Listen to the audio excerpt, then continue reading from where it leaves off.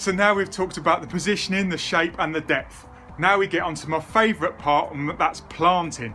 So it's basically a case of you've got to think about the planting area. Any pond has got to have plants, otherwise it's a pool. So if you're thinking about having a pond in your garden, you're going to have plants in the pond.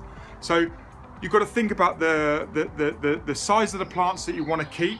Whether they're big plants, they need deep water. So it's basically a case of think about the plants that you want to keep, whether they're water lilies. If you're going to have water lilies, they need a certain amount of room, depending on what type of water lily. You know, I've kept water lilies in 4 inches of water or 12 foot of water. You know, I've seen water lilies grow up in 12 foot of water. Not that you're going to have a garden pond unless it's a lake.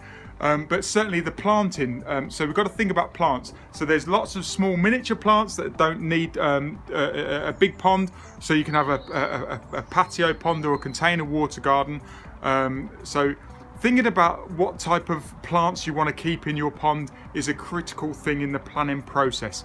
So whether you want something formal or structural, a specimen plant for instance, you've got to think about the planting, the plants that you want to keep. So in the planning process, there's no point building the pond and going in there gun-ho, digging a pond and then thinking, what plants can I put in there? Oh, I want to put in these plants. And you haven't got a deep area, you haven't got a wide enough shelf.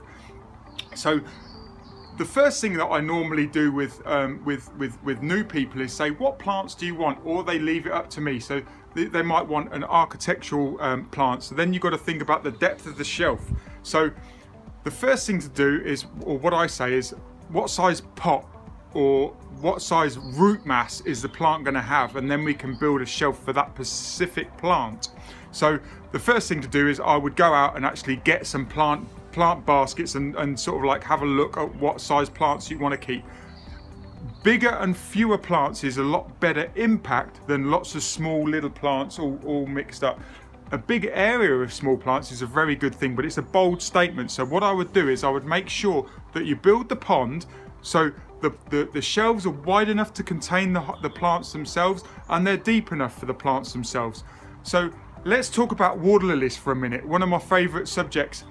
You've got to think about what type of water lily you want, whether you want a miniature water lily, so it's growing in 4 inches of water or 6 inches of water, or you want a big specimen water lily. And that could be growing in any depth of pond, pretty much all the way down to 12 feet. I've seen them grow up in 12 feet of water. They're not in optimum conditions at 12 feet because they like warm water.